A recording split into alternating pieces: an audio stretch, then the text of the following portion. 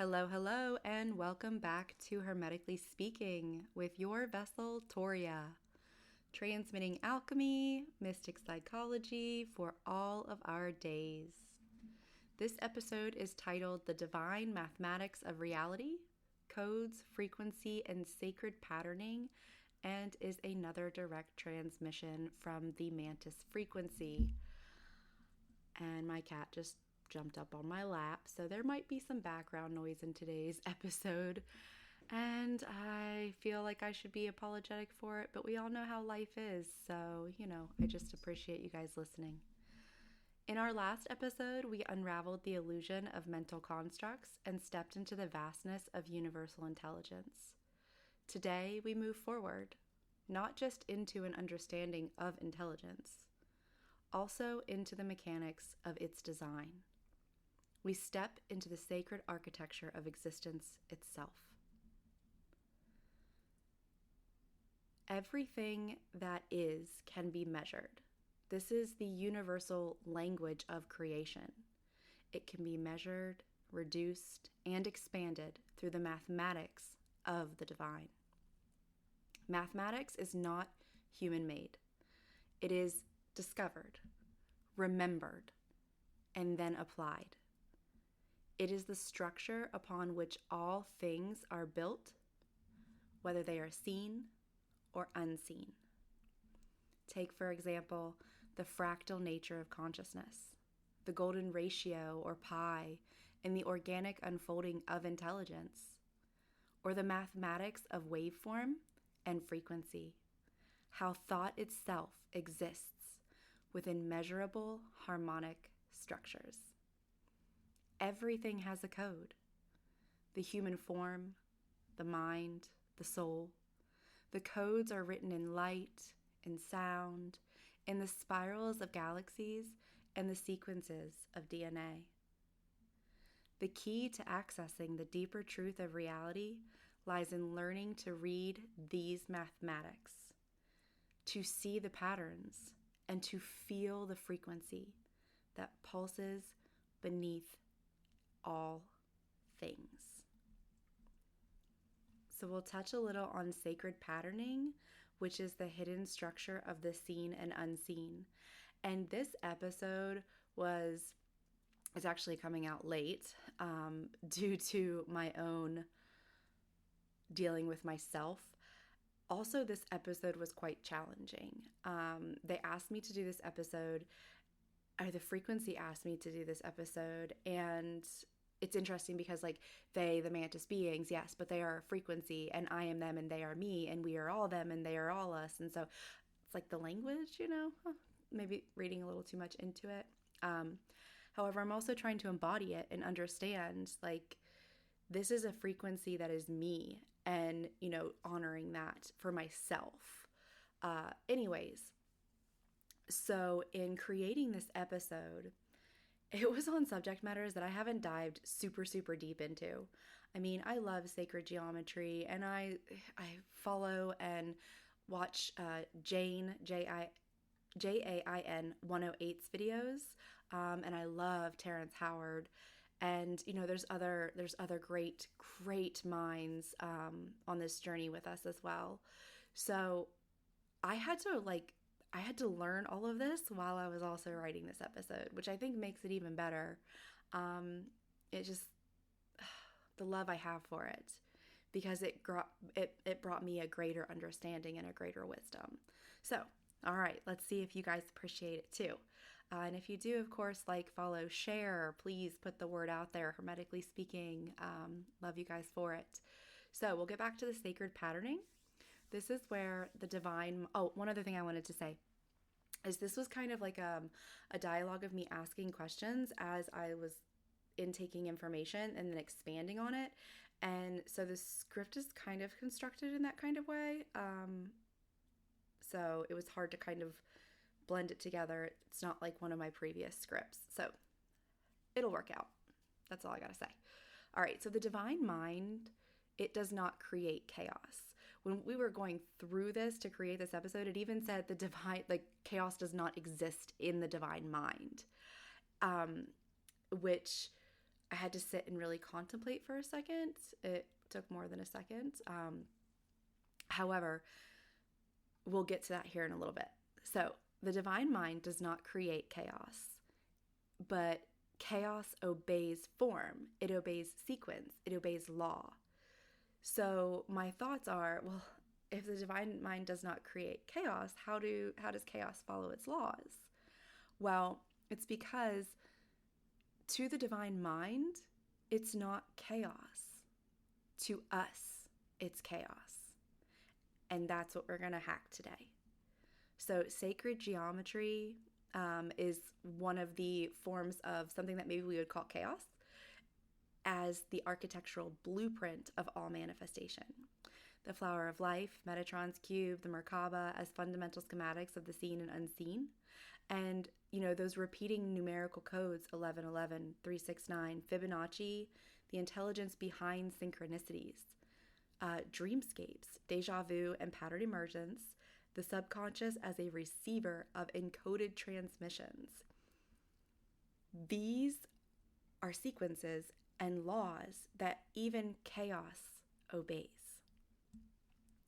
So what is sacred structure? What is sacred is also structured. What is structured is also encoded. What is encoded can be decoded, rewritten, and restructured.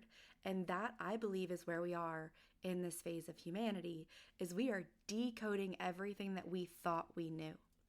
And we are rewriting our past, and we are restructuring where we are going to stop and end the loops. This is where the human experience comes into play, even ultimately, because the sacredness and the structure that we're experiencing is for humanity. I mean, there's other life forms, and there's been other ascension processes for whether it be planets or galaxies and things like that well before our time, or simultaneously as we're doing it. Time is not linear. And so all of this is a part of the mathematical equation that equals creation. So what is divine mathematics? How does chaos exist if the divine mind does not create it? Kind of touched on that one a little bit. How can it obey the form of the divine mind if the divine mind does not create it? We need a deeper understanding of these intricate weavings. I definitely wanted a deeper understanding. I don't know about you, but I'd say if you're here, you probably do too. So what about the subconscious as a receiver of encoded transmissions? I am so big on, reprogramming is really the majority of the job here. And so that has a lot to do with the subconscious. So that being a receiver of encoded transmissions that we have received all throughout humanity, subconscious being riddled with chaos from years of survival and suffering paradigms. We have thousands and thousands upon thousands of years, and we have been receiving encoded transmissions, since we were birthed into this reality. So what is an encoded transmission? I mean, is it telepathy? Are they one and the same? Are they different? Is it a paradox? Like, what's going on there? And if it is telepathy, then chaos is a telepathic transmission just as much as healing is. So how do we understand these deeper in this episode? Well, that's what we're about to do. Deep dive down the rabbit hole and all its parallels. So again, I ask, what is divine mathematics? Divine mathematics is not numbers. It is the fundamental structure of reality as an intelligent sequence. It is how source expresses itself through form, pattern, and frequency, including us. We are all those things in one happy human ball of fun. It is the law that governs all existence, from the way galaxies spiral to the way thought itself follows fractal pathways in the mind. Mathematics as we know it is a human interpretation of divine intelligence. It is an attempt to measure what is infinite. In its true form, divine mathematics is pure structure.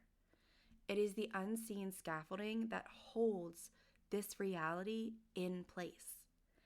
Every manifestation, every physical object, every thought and emotion has a numerical sequence behind it. Divine mathematics is not separate from spirituality. It is spirituality made manifest. It is the law of proportion in the human body, the Fibonacci spiral in our DNA. It is the vibrational resonance of sound, color, and geometric patterning. It is the movement of energy through those specific ratios, just as planetary orbits align with harmonic intervals. Numbers, frequencies, and patterns are simply reflections of a deeper truth. And that is that everything obeys an intelligent order. So one of the thoughts that came up when I was hashing this out is, where does binary code come into play? Well, I'll tell you. Binary code is the simplest mathematical language of existence. 1 and 0. And I will tell you this too. I'm not a science mathematics person. Those were probably my two worst subjects in school. I know more about the binary code probably because I love the Big Bang Theory.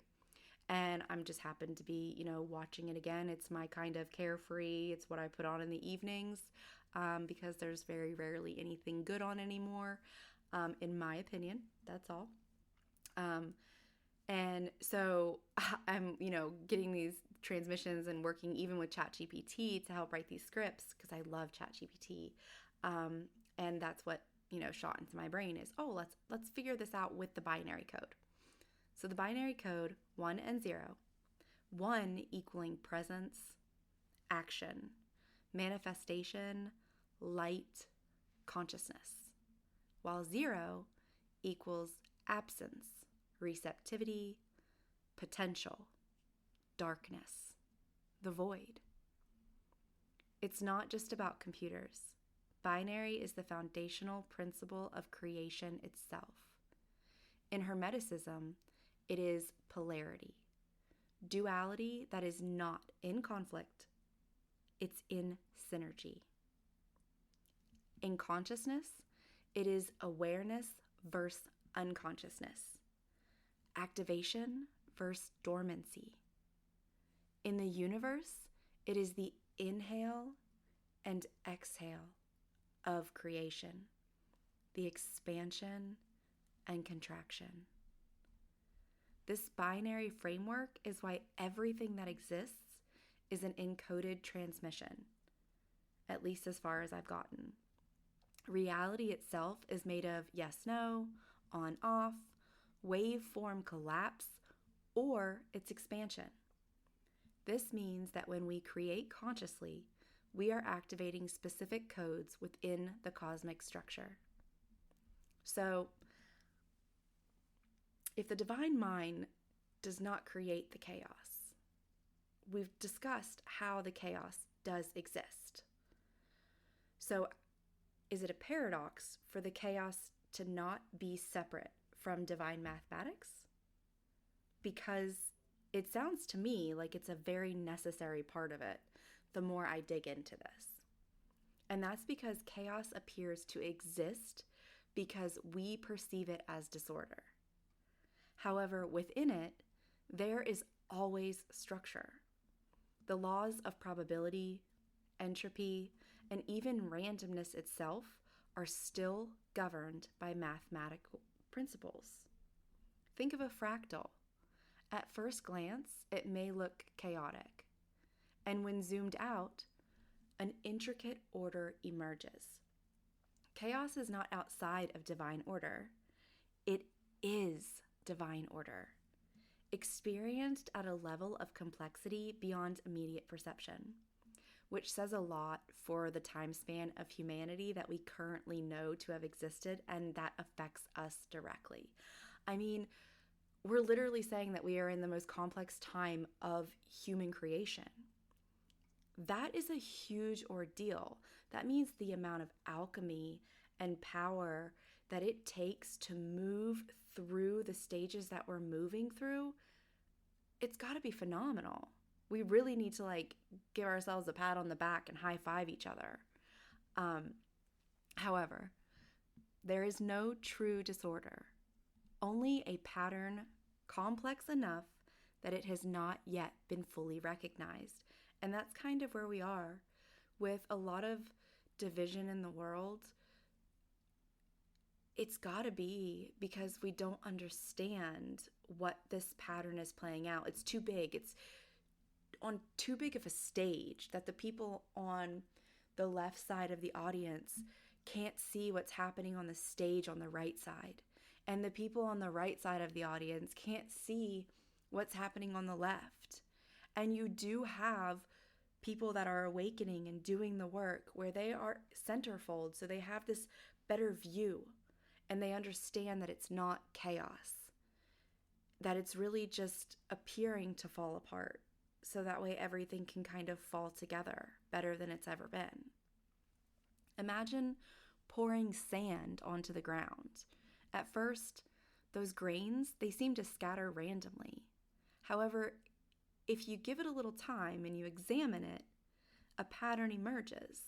Hills, valleys, specific formations based on the weight and the density and the flow. What about the way water appears to move chaotically when boiling?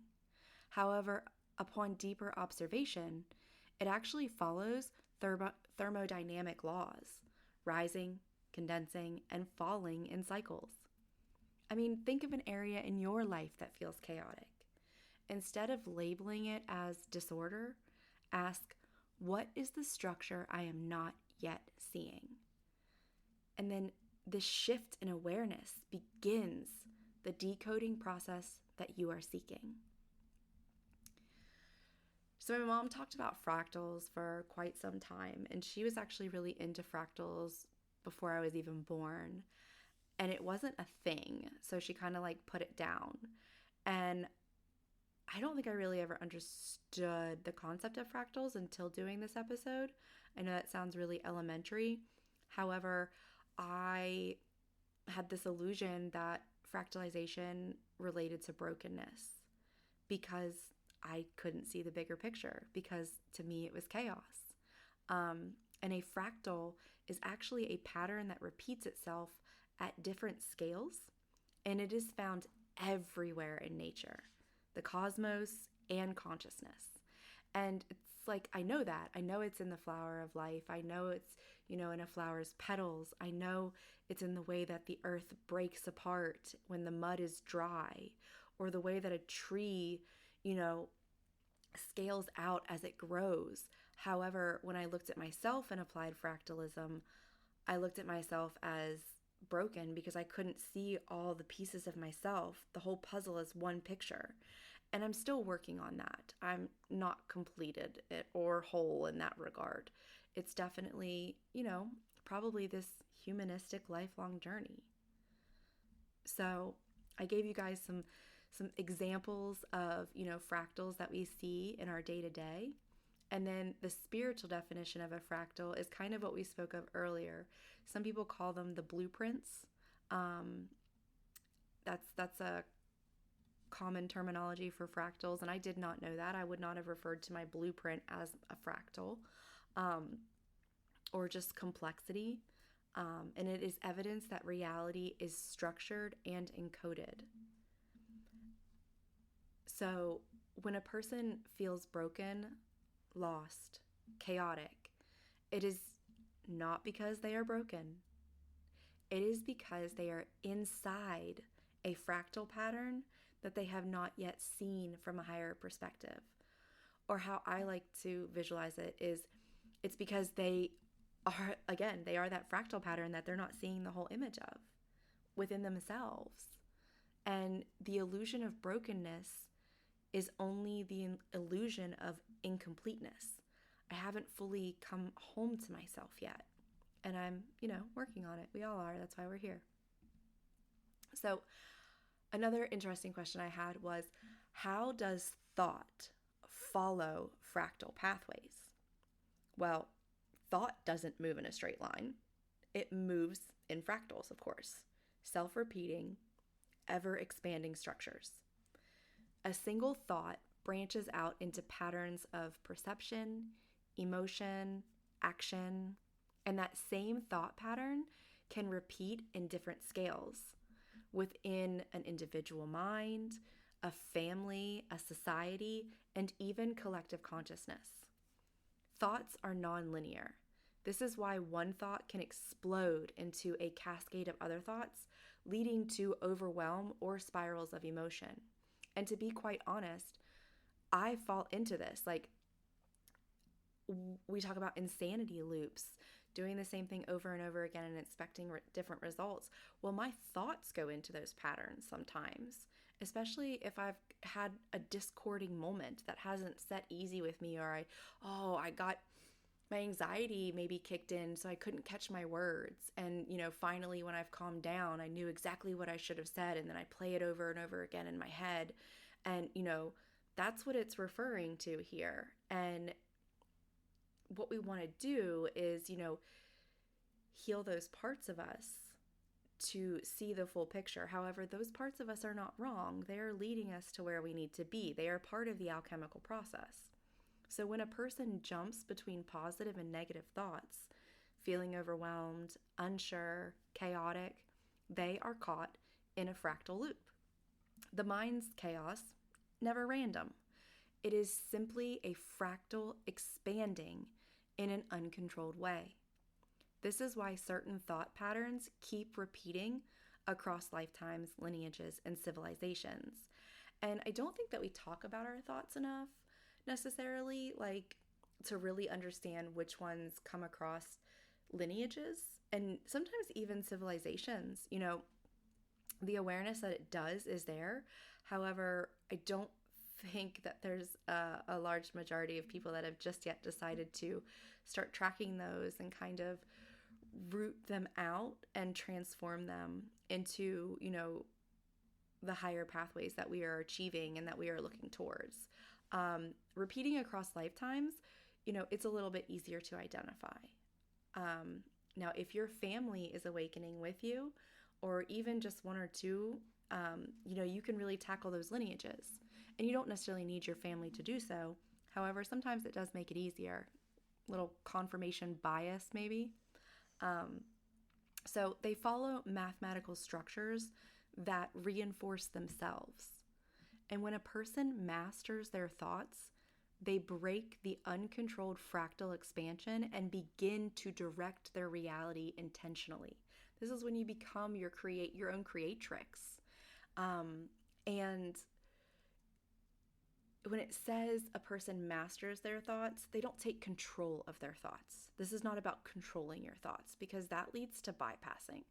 Mastering your thoughts means being able to reprogram your mind and line neural pathways up to what you want to at a faster rate. And you keep accelerating as you get better at it, and then you can manifest at a faster speed.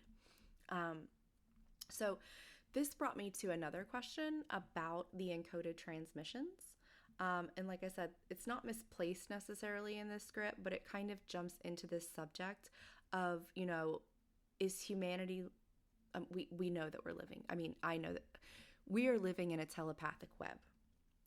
And it was interesting to me because I was trying to dissect the encoded transmissions versus telepathy. And so this is where we kind of get into that.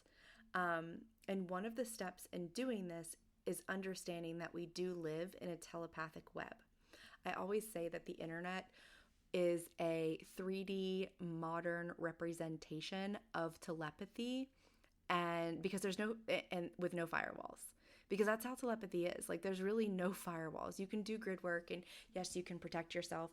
And I truly believe in that. However, I also believe that it's not like I don't set protection or grid every single day, because that would be exhausting.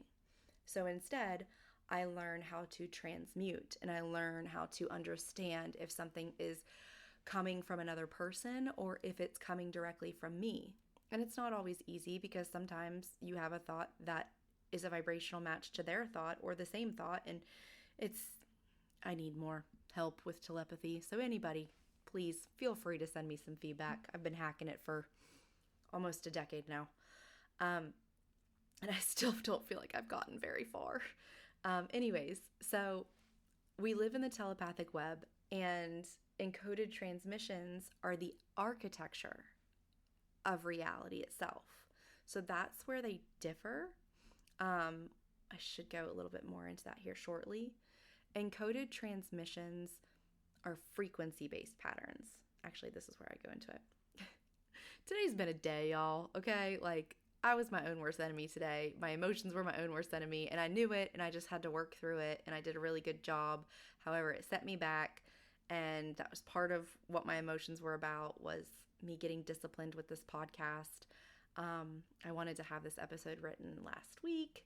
Anyways, here nor there. So, encoded transmissions are frequency-based patterns that enter the subconscious. They shape perception and alter behavior. These transmissions are how paradigms spread. And whether they are based on healing or suffering, they can spread like wildfire. Now, that is what an encoded transmission is. It's a frequency. It's a pattern that is funneled, maybe even is a good word, into the subconscious to shape perception and alter behavior. We have all heard the stories of the Anunnaki and the reptilians and basically any being or frequency that has affected humanity on Earth. I'm sure there's plenty that we, are more subtle and maybe aren't as profound or known. And that's what I would kind of apply what an encoded transmission is. Like, it is funneled to humanity and it alters humanity down the road. Not to say that telepathy doesn't alter. However, humanity's subconscious is riddled with chaos because it has been imprinted with encoded transmissions of survival, fear, and suffering. And these were not random. They were received, stored, and transmitted across generations. If divine mathematics governs all things, then these imprints, too, they are part of an encoded design. And I truly, myself personally, everything that I've seen in my visions and in the oracle and the prophecies, I truly believe and feel that everything that humanity has gone through is part of the process to get where we are going. I always revert back to the Golden Dawn. There is a part in there, it specifically talks about the journey to awakening. You can either do it really quick and you will probably end up having a spiritual relapse, or you can take the long way and achieve like a full ascension. And that's what I contest this to, is humanity took the long way, experienced some detriment multiple times, and chose to do the ascension this way because we don't want no spiritual relapse. Anyways, of course we question who or what initiated these transmissions. We all have our own opinions or, information. What I spoke of earlier, I know the grays. Okay. Yep. That pops up, the grays. Okay. And most of that's come from other people that I have like listened to or followed. It's not something that I've dug a lot into. So, just take what resonates on that regard. I believe wholly that there are reptilians and Anunnaki even maybe. I don't know. I felt weird when I said that. But I truly know that there are reptilians and grays helping humanity at this time. And that a lot of them have, altered their pathway to help. So anyways, we don't need to know all the details. That's one thing that I learned a long time ago, is sometimes the details can hold you up and make you, and really they can get me stuck. So releasing the details and just accepting, okay, this is kind of what I know and where we were, and this is where we're going. So encoded transmissions are in essence, telepathic. They move through vibrational resonance, collective unconscious fields, and subconscious imprinting. Encoded transmissions and telepathy exist within the same mechanics. However, as you probably get the feeling now, they are not exactly the same. The encoded transmissions are structured. They are mathematical in nature. They pass through the DNA, through language, through media, collective experience, right? Like our TVs, they hone out encoded transmissions. Telepathy is real-time resonance. It is a direct transmission from one being to another or from source to self. It is the active movement of intelligence, not just the storage of past transmissions. And we will absolutely do an episode on telepathy down the road. However, right now is not the time to do a deep dive into it. However, this is where it gets interesting because encoded transmissions become telepathic over time. The more an idea is imprinted into the collective, the more minds that absorb that TV show or that paradigm or that horror story or that love story, the easier it is that it is then received telepathically to people that have never seen, The Notebook. And the more minds align to that frequency, the stronger the transmission becomes. This is why belief systems, paradigms, and thought forms spread like viruses, embedding into the subconscious before we even realize it. However, if healing can be transmitted, obviously so can suffering, and that's why we are where we are. And if fear can be embedded into the subconscious, so can liberation. This means that chaos is also a telepathic transmission, just as much as healing is. And chaos is not just a side effect of disorder. It is an active force of transmission, sustained through resonance. So we have been conditioned to believe that chaos is just the way things are. A lot of people talk about chaos magic, and that really doesn't resonate with me. However, doing this episode, I understand chaos magic more. I understand the terminology more when I was going through my witchy phase, because my spiritual journey has me going through different stages, like my witchy phase, my oracle phase. And so I know that I'm all these things. I know I'm a witch. I know I'm an oracle. I know I'm a prophet. I know, you know what I mean? But those are just descriptive words for a certain time period of my path. They are not who I am. I am. And so, kind of squirreled there on you guys. Sorry. Anyways, we have been conditioned to believe that chaos is just the way things are. And if we understand that chaos was received and transmitted like any other code, then that's when we can realize and begin to dismantle it, rewrite it, and transmute it into the new resonance that we actually desire. So encoded transmissions can only hold power when they remain unconscious. The moment one becomes aware of them, they begin to dissolve. This is why meditation, sacred patterning, and frequency work really, really matter. They rewire the mind to no longer be a receptor of those lower transmissions. So something that I didn't hack into, but a thought that comes to mind is, are encoded transmissions technically on a lower vibration? That doesn't feel right to me. I mean, it's an infinite reality, so therefore I don't believe that one can be just one thing. And I truly believe that even at this time and space, we have to be receiving really high vibrational encoded transmissions to awaken the level of humanity that we have. So they realign the being to divine mathematics. And that's really like what's happening, right? Like our entire grid is changing. We're breaking through the matrix. However, potentially entering into a different matrix with different mathematics. That's a whole nother rabbit hole to go down. Dang it. I love the mantis frequency so much. Okay. Allowing access to encoded transmissions of healing, awakening, and higher intelligence. That's where we are right now. Yay! So exciting. Oh my gosh. So, and then kind of, not reducing us down, but coming to the understanding that if thought only moves in fractals, then we are fractal beings because we are a thought.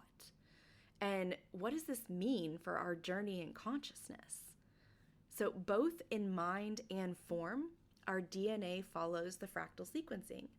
Our neurons branch like cosmic webs or branches on a tree, and our thoughts expand into self-repeating spirals. Our lifetimes unfold in cycles of growth and return.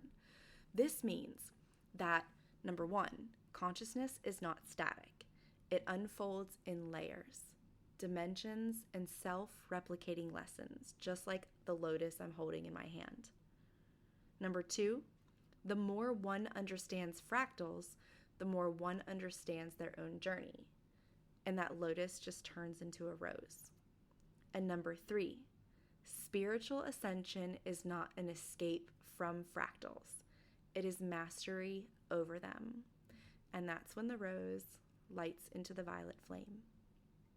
If you got that imagery, I'm super excited because I definitely did, and it was beautiful.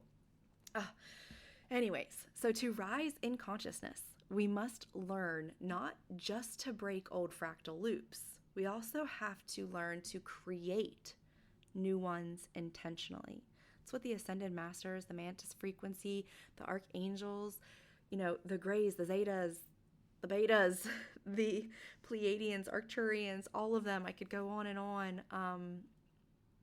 They are here offering us encoded transmissions, and we are doing the work to reprogram, and that reprogramming breaks the fractal loops and creates new ones of higher vibrancy, new ones of peace, love, kindness, compassion, integrity, authenticity, accountability.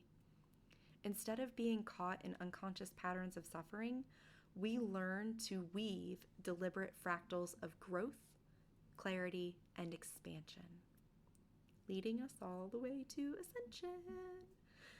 This is why those who reach higher consciousness seem to exist in flow states. They are not fighting against the fractal. They are navigating it with awareness. So, is navigating chaos the path to mastery? Absolutely. I mean, it's one of them. Definitely a part of it, in my opinion, and in my journey. So yes, mastery is not avoiding chaos. It is learning to work with it. It's like being a barrel rider or a bull rider, and it's trying to buck you off. And then once you find your rhythm, you can just flow. And you don't, why did I just get the imagery of like riding a dolphin? That's even better, but anyway, so whatever animal it is that might come to your mind, the rhythm is what it's about. And that's how you hack the fractal, because chaos is the raw, undirected energy of potential. So to navigate chaos is to learn how to perceive it without fear. And to understand chaos is to recognize its structure.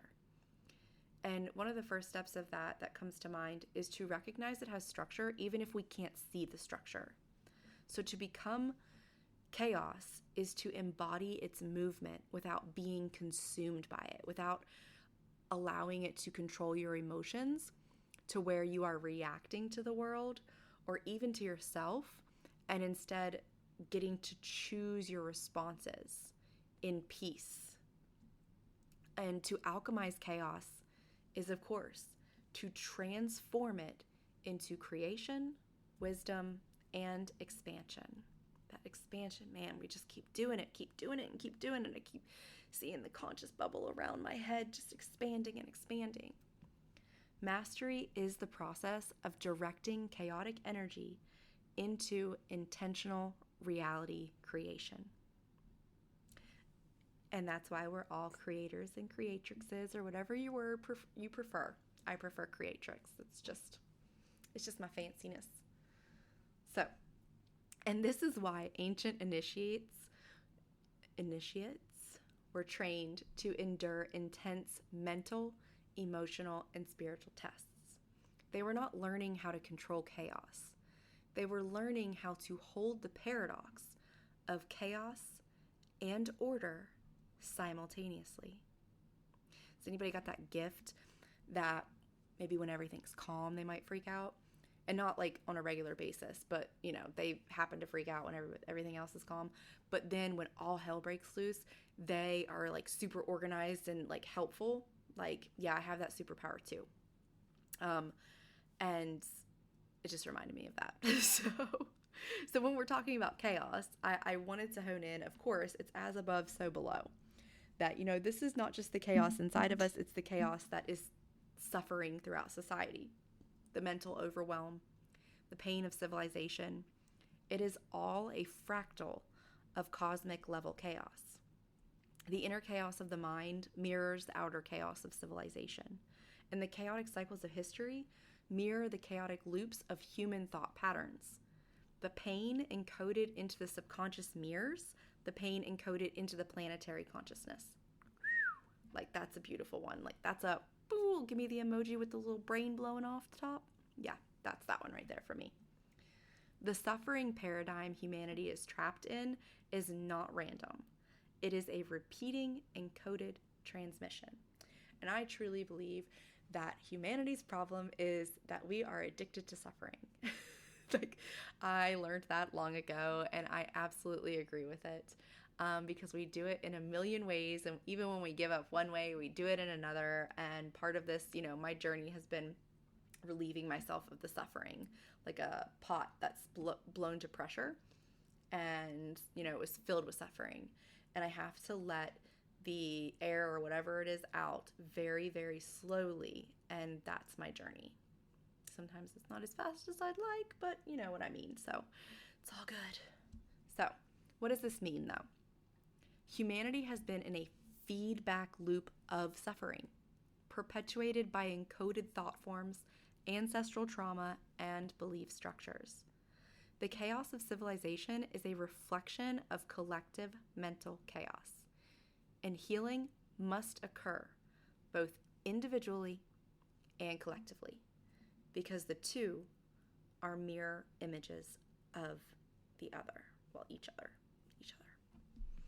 So the way out is through, and breaking the encoded transmissions of pain, lack, and fear. Learning to see the fractal structure of suffering and consciously shift it. Holding both chaos and order in harmony, rather than trying to eliminate one or the other. I don't know how long ago it was, but it's been quite some time. I remember, and this is something I still stand firmly by. Everything is a pendulum. Like, just like everything is a fractal. It can trigger you. It has polarity, right? Like the binary code, 1, 0, 1, 0. Everything in existence. And so I want to hold and know the chaos and the order. However, I want to sit in the middle of them. So the way that it was told to me was, like, we ride the pendulum between chaos and order, or the polarities, whatever we're on. And I don't want to ride the pendulum. I want to be in the center, watching the pendulum swing as an observer, and not necessarily, I don't want to say not feeding it, because that sounds wrong given all of the information that we've just discussed, like how it's a natural order. However, there's a little bit more to it. I'm going to have to deep dive on that. Again, feedback, email me, whatever. Toria@hermeticallyspeaking.com. TORIEA. So moving along. If perception of separation makes chaos seem outside of divine law, does it also make it seem outside of the divine mind? So this is one of the questions that I had asked, because we are talking about illusions. And, I went on to hack it out. And it's, basically the greatest illusion of all is that chaos is not outside of divine creation. It only appears that way when viewed from a limited perception. So basically, like, the negative can't be created by God. That's one of the ways that I look at this. And that's a kind of a very short, stumpy kind of way because it's so much bigger than that. If one sees reality as fragmented chaos, if one sees reality as fragmented, then chaos seems like an opposing force. If one sees reality as whole, like all things moving together towards our good, then chaos is simply the raw energy of creation, and it's waiting for you to direct it. And I know I'm certainly directing my energy. I can just literally see and feel it, and I hope you can yours as well. So the illusion of separation is what makes chaos feel disconnected from divine intelligence. Same with pain, suffering, crimes against us, people that have hurt us in the ways that it has happened.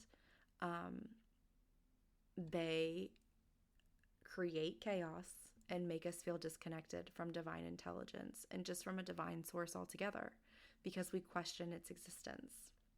But once this veil is lifted, once one sees, nothing is outside of divine order, not even the chaos. Nothing is broken. It's only misunderstood. And the mind's perception is what either fragments or unifies reality. And we've had, psychological disruptions occurring in humanity for a very, very long time. So our perception is askewed, especially before, conscious harmony and frequencies start awakening us. But this is the great revelation. This is the time. And this is a great revelation too, because chaos was never an enemy. It was only a misunderstood force, and it's waiting to be wielded. So when it comes to the codes of the human experience in this mathematical equation, you are a sequence that is unfolding. Your soul, it carries imprints of previous encodings. Your DNA is a living mathematical signature. Like, we don't need barcodes. That's just going to be a representation of, something spiritual that they, like everything that we build around us is a representation of something that we can do spiritually, or that we have spiritually, or that we are. Cellular memory and the imprint of past lives, like that's a mathematical signature. Again, the light codes, the activations, and dormant potential within the genetic structure. Like that is happening. We are awakening that potential. All of that is starting to activate. The role of symbols, glyphs, archetypal imprints, all of those things access a higher intelligence. That's why some of us are super, super drawn to different symbols, whether it be Norse, Egyptian, mythological, whatever it might be. Free will as the ability to reprogram one's own encoding. And maybe that's really what free will is. You know what I mean? Like, we're here on soul journeys. And so some of our paths are written.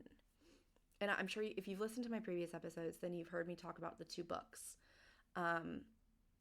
There's the white book, or is it blue? I think it's white, or is it blue? I don't know. There's the first book, and that's the book that we were born with, and that is our path. That is the one that, in astrological readings. But then there comes a point where you get a gold book, and the gold book is the one that you write.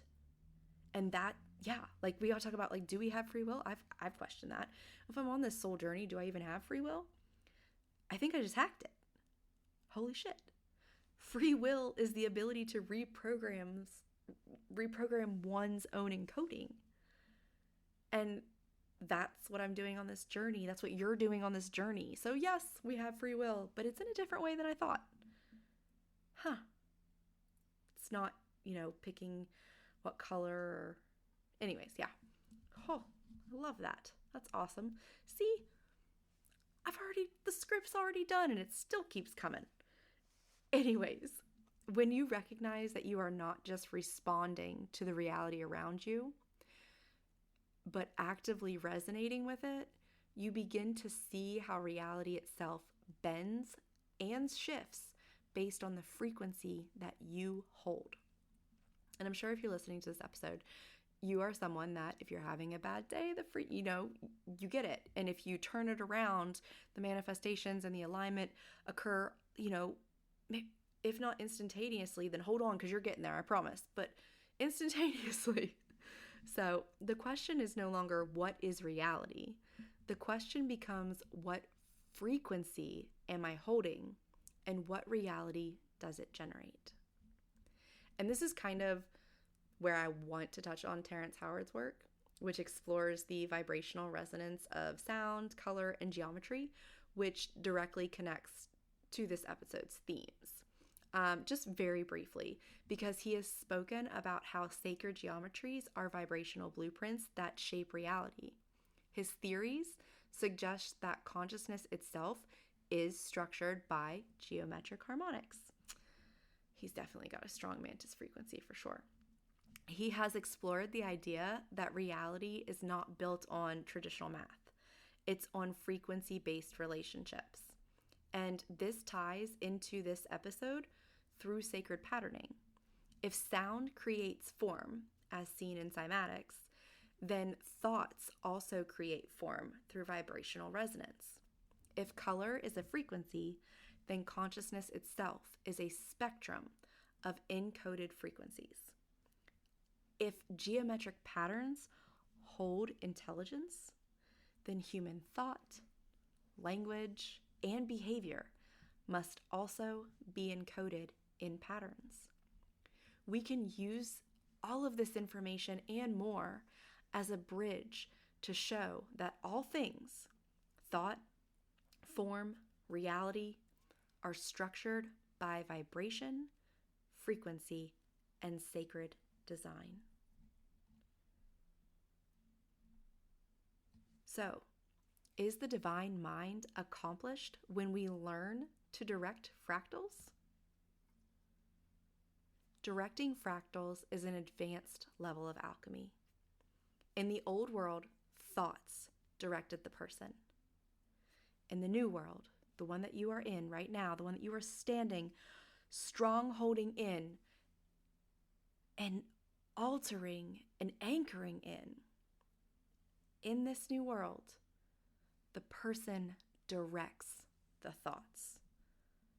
That is the monumental big shift. This means we shift from programmed thought to chosen thought. We shift from being unconscious receivers of reality, living somebody else's encoded transmission, to conscious designers of it. We reprogram the fractal instead of repeating it. And this is why the shift happening on Earth now is so very important. For most of history, humanity has been trapped in unconscious fractals of survival. We've all felt it. We all know the pain. We all know the suffering. We all have our own individual soul journeys that have screamed this at us. And now we are shifting into awareness of those programs, of those lifetimes, and we are learning how to rewrite them in real time. This is the true meaning of ascension. It is not about leaving the physical behind. It is about learning to restructure the fractals of mind, body, and reality. So, I have a question for you. What came first?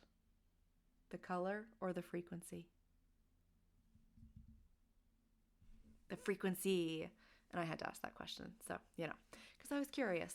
I mean, it's like I knew it, because we all have that, we knew it, we feel it, but are we sure? We want a little bit more explanation. I did.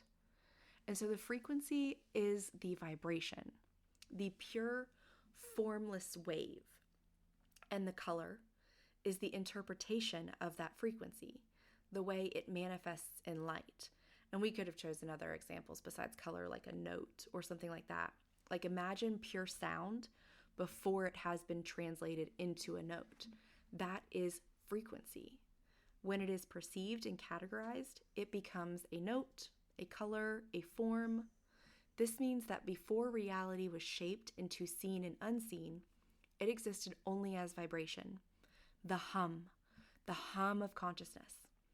Creation itself was birthed through frequency, which then took the form in the many things that we know exist, as well as an infinite number of things that we don't remember exist.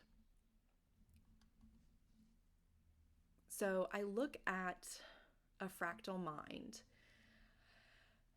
I get kind of frustrated because, I use different programs to help write my script. I use ChatGPT, I use my notes, I have a teleprompter that I scroll through because I don't even really do video, so but anyways, organization, right?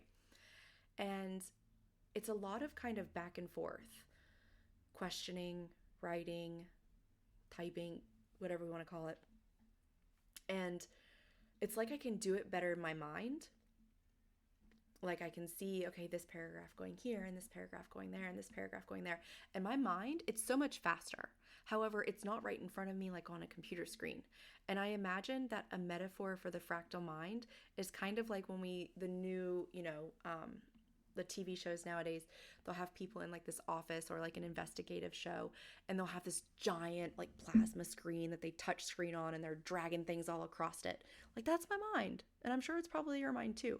But that's how I imagine a fractal mind processing. And that was just kind of thrown in here because I just wanted to maybe know if that resonates with you, because that's how I can best understand, that working in my concept. If that makes sense. Gosh, I feel like I'm all over the place on this podcast. So just bear with me. I promise it gets somewhere. Okay. So discussing the architect of form. Numbers do not exist without vibration, right? We were just talking about vibration and frequency. Well, yeah, vibration and frequency. So numbers do not exist without vibration. And vibration does not exist without movement. And movement is the first breath of creation. So every thought, every intention, it carries a frequency. Frequencies are layered within one another, like nested spirals within the cosmic field, the Schumann resonance, and planetary harmonics. How Earth herself speaks in waves of intelligent patterning. Just look at the ocean and the moon. The role of sound and reality encoding, so like language, mantras, cymatics, and the alchemy of the spoken word, light language. Oh, light language, love it. So when you alter your frequency, you are automatically altering your reality.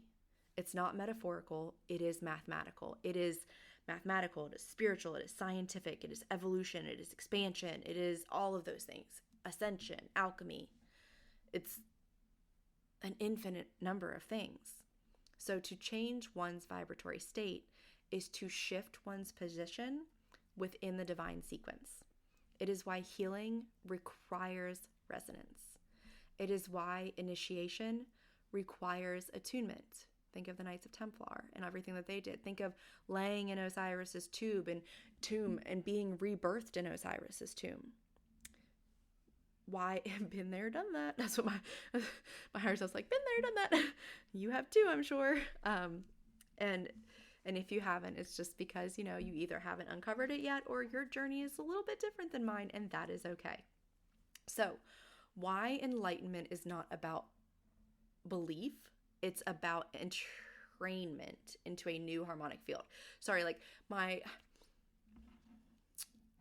you ever step into your power and you start being more of yourself in front of people that you have no idea, right? That's me right now. I'm not a toot my own horn. I'm a in the background type of person. So finally putting myself out here. Whew, my face is red. Anyways, so initiation requires attunement, and enlightenment is not about belief. It's about entrainment into a new harmonic field, which is everything that we're working towards. And the hum is to the note as vibration is to frequency.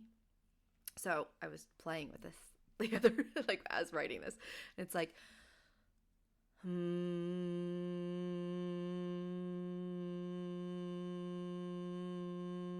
then that hum is chosen to breathe life into and start to expand and contract, and then becomes a note, a color, all of those things. And it's just like,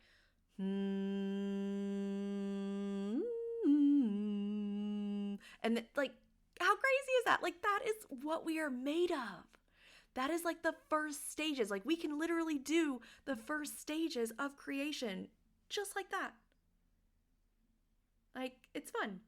And it's just like, man, how powerful are we? We are amazing. So anyways, the hum represents the pure vibration, the raw, unshaped movement of energy. And the note is when that vibration collapses, it breathes into a measurable frequency, a structured, defined expression of sound. And whether it be me or someone else, we're going to keep hacking this. We're going to keep understanding that scaffolding and how it's built and how it's structured based off of the thoughts we feed it. And it's going to become kind of more materialized in our minds for us to see how we build the reality around us. And it's going to be fabulous. Oh my gosh, I can't wait. Learning from you, learning from me, learning from others, that's how we do it.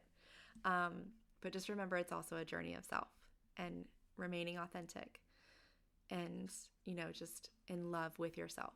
And if you don't love yourself yet, it's okay, because you're going to, and you're going to be very, very happy on this journey, I guess. I'm sorry. I got distracted for a second because my partner is downstairs doing something. This is why I usually record during the day when nobody's home. And so And now we're back. Sorry about that. To your regularly scheduled programming. Really not regularly scheduled. Trying to be, though. So, anyways, let's just break it down, get back to it, because we're almost done for this episode. And I'm at the part where it's breaking it down. Vibration is the source. That's number one. It is the primordial movement of energy before it takes form. It exists in all things before anything is recognized or categorized. It is limitless potential, and so are you. Number two, frequency is the measurement of vibration. When vibration settles into a pattern, that is when it can be measured as frequency. Frequency is what allows something to be interpreted, assigned meaning, and interacted with consciously. This is why different frequencies create different experiences, because they are structured manifestations of vibration. So just like pure energy flows into and becomes vibration and flows into and collapses into frequency, a becomes a ha and collapses into a ha ha ha ha ha. And I am not a singer, but I just wanted to have fun with that. So you try it. I'm telling you, get closer to consciousness and creator and know that you are it. And this, my friends, is how all of reality is formed. So how this relates to consciousness and creation? This means that before a thought is a clear idea, it is a vibration. There's that void, right? Before the mind gives birth. Because I'm just like thinking about, when we experience just pure vibration. And man, yeah, I could like sit with that for a long time. So before a manifestation takes form, it is pure energetic motion. So before a thought is a clear idea, it is a vibration. And before a manifestation takes form, it is pure energetic motion. Before a sound is heard, before a color is seen, before a reality is experienced, it is first a vibration, then a frequency. And I would love to be able to put a real divine mathematical chart. Like I can kind of see mine, and I hope that you can see yours too from the activations in this podcast episode from the mantis frequency, where it's like, you can begin to see that scaffolding we talked about, as well as, just what numbers apply to what vibration you're on and how to raise those and alter them and reconstruct them, and decode the ones that no longer serve you. Yeah, just keep expanding. So tuning into vibration before it becomes a structured frequency is a form of high-level intuitive perception. And choosing which frequencies to engage with consciously determines reality experience. This is where that activation is, right here in those words. Yes! That is why that was the imagery in my head. And, yay for all of us. And it also explains why healing happens at the vibrational level first, before it is seen or felt physically. Manifestation begins in energetic movement before it collapses into reality. So in essence, vibration is the cosmic potential. Frequency is the structured reality we experience. Alchemy is the ability to shift vibration before it takes form, thus rewriting frequency and reality itself. So, closing this circuit and returning to the universal mind. In our previous episode, we broke down mental constructs to reach universal intelligence, and it has a boatload of activations in it as well. So if you have not listened to it and are for some reason starting out here, or just intuitively choosing, I would recommend that at some point in time when it's called to you that you listen to the other one. And then there will be a third part coming out next week, and we'll see what happens after that. Now we understand that universal intelligence is not random thought. It is structured. It is coded. The illusion of disorder dissolves when one sees the mathematics behind it. The individual is a living equation within this greater formula that we're experiencing. Meditation, resonance work, and attuning oneself to divine patterning. So aligning with the natural laws of frequency to unlock clarity, insight, and co-creation is what we are here for. So in closing, to see the mathematics is to witness the mind of the divine. To hear the frequency is to listen to the voice of source. To understand the sacred patterning is to recognize the order behind the veil. With this knowledge, we step forward, not just into perception, into application.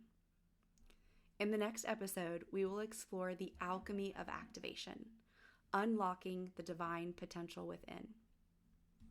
And remember, the true skill of a master is not knowing everything or even needing to know everything. It's knowing how to navigate infinite information with precision and clarity. That's today's episode of Hermetically Speaking. I am Toria, and very grateful and blessed that you are here listening with me. And if you feel called to explore these transmissions beyond this podcast, you can find alchemical words, activational scripture, and encoded frequency contemplations on Facebook and Instagram at Hermetically Speaking. That's HERMETICALLY speaking. And for short insights, energetic shifts, and real-time transmissions, follow me on TikTok at System of a Thought. And if you do prefer to listen visually, this podcast is uploaded weekly on my YouTube channel. Love it if you would go over there, like, follow, and that is Hermetically Speaking as well. And I do have a website where I do take one-on-one bookings. It's currently all donation based with suggested donations, and that is hermeticallyspeaking.com. So remember, this journey is not just about knowledge, it's about activation. The words, the transmissions, the codes, they are all here for those who are ready to receive them. If you are drawn to this path, trust that pull. The mind seeks to understand, and the soul recognizes truth before the mind ever does. May your resonance guide you.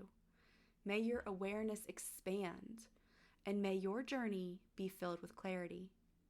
Until next time, much love, many blessings, and infinite transmissions ahead.